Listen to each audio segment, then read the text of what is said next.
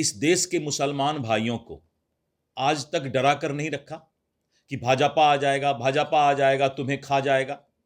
इस तरह का माहौल कांग्रेस ने इस देश में मुसलमान भाइयों के दिल में डालने का काम किया। आने वाले देखिए, जब ये उपचुनाव का शुरुआती दौर याद कीजिए तो हमारे महागठबंधन के नेताओं ने कहा था, और कुछ जो छोटे छोटे दल, नए नए दल सब जो आते हैं, कि ये सेमीफाइनल है। जिन लोगों ने इसे सेमीफाइनल कहा उनका रिजल्ट भी सेमीफाइनल के ऐसा ही हुआ। एनडीए ने इस चुनाव को फाइनल चुनाव माना था। हर चुनौती जो है इंसान के लिए वो फाइनल होता है, कभी भी उसको सेमीफाइनल के रूप में नहीं लेना चाहिए।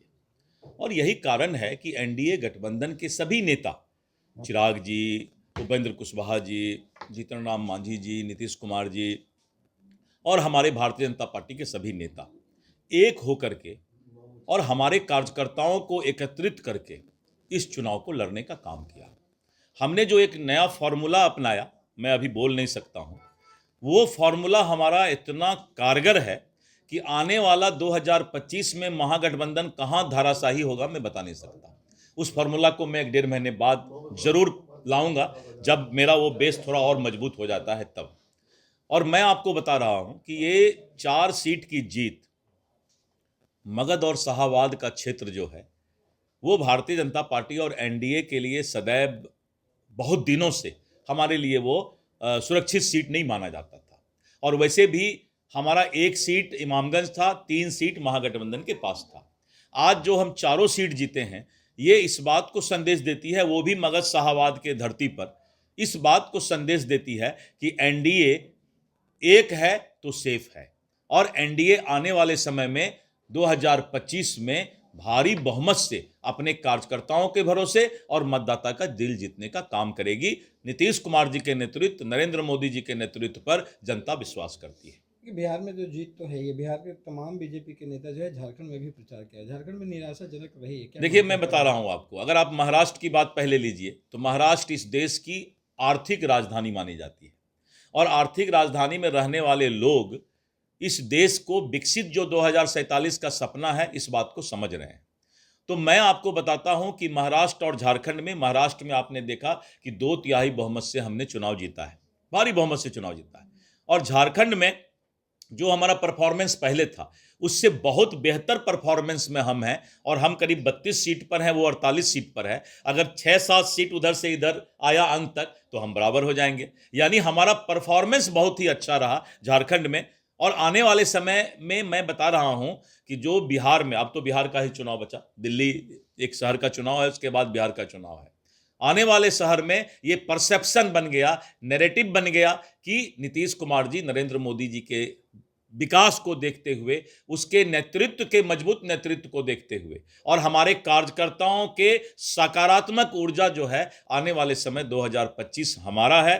मैं भगवान से यही प्रार्थना करता हूं कि हे भगवान, इस बिहार के विकास के लिए और अच्छाई के लिए एनडीए को इसी तरह मजबूत रखने का काम करें। एक सवाल है, झारखंड में 2 बड़े चेहरे लगातार चुनाव में रहते हैं, हिमंता बिस्वा शर्मा और दूसरी तरफ शिवराज सिंह चौहान। दोनों अपने अपने राज्य के एक मुख्यमंत्री रह चुके हैं और एक मौजूदा मुख्यमंत्री है।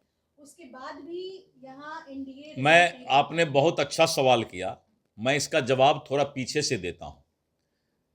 क्या इस देश में कांग्रेस ने तुष्टीकरण का राजनीति करके इस देश के मुसलमान भाइयों को आज तक डरा कर नहीं रखा कि भाजपा आ जाएगा, तुम्हें खा जाएगा? इस तरह का माहौल कांग्रेस ने इस देश में मुसलमान भाइयों के दिल में डालने का काम किया। और यही कारण है कि जब चुनाव होता है तो मुसलमान भाइयों को भाजपा विरोधी बना करके, एकत्रित करके तुष्टीकरण की राजनीति की जाती है। तो ये हमारे 2 नेता जब चुनाव में आए और उन्होंने जब कहा कि बांग्लादेशी घुसपैठ या फिर और सब तुष्टीकरण की बात की, तो लोगों को मिर्ची लगा। लेकिन सच्चाई यह है कि 75 साल से कांग्रेस ने मुसलमान भाइयों का विकास नहीं किया, लेकिन उसको डरा कर रखा कि भाजपा तुम्हें पसंद नहीं करती है, भाजपा तुम्हें खा जाएगी। और मुसलमान भाई उन्हीं लोगों के बात में आकर आज तक भाजपा का विरोध करते हैं। क्यों करते हैं विरोध?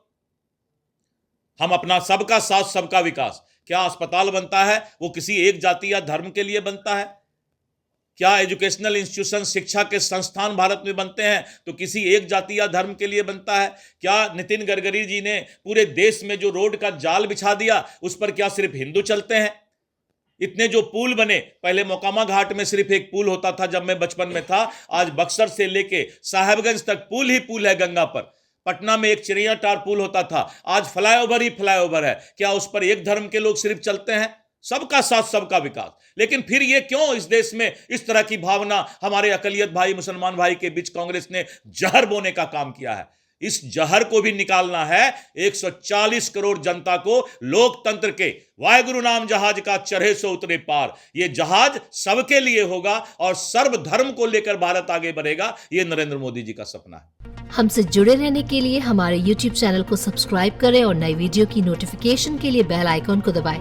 अगर आप ये वीडियो Facebook पर देख रहे हैं तो लाइक जरूर करें और ज्यादा से ज्यादा शेयर करें। धन्यवाद।